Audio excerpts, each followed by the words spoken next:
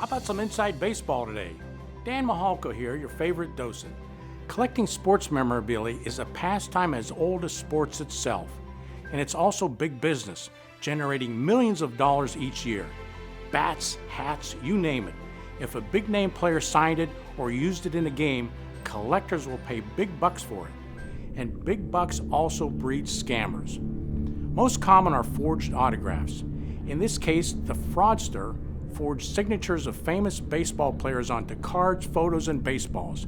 He advertised in a reputable collector's magazine. Then, when you bought a signed item and attempted to have it authenticated, you learned the signature is a forgery. Postal inspectors arrested the dealer, and he was convicted of mail fraud. Don't swing at a bad pitch. Buy your collectibles from reputable dealers who offer guarantees of authenticity. Compare prices.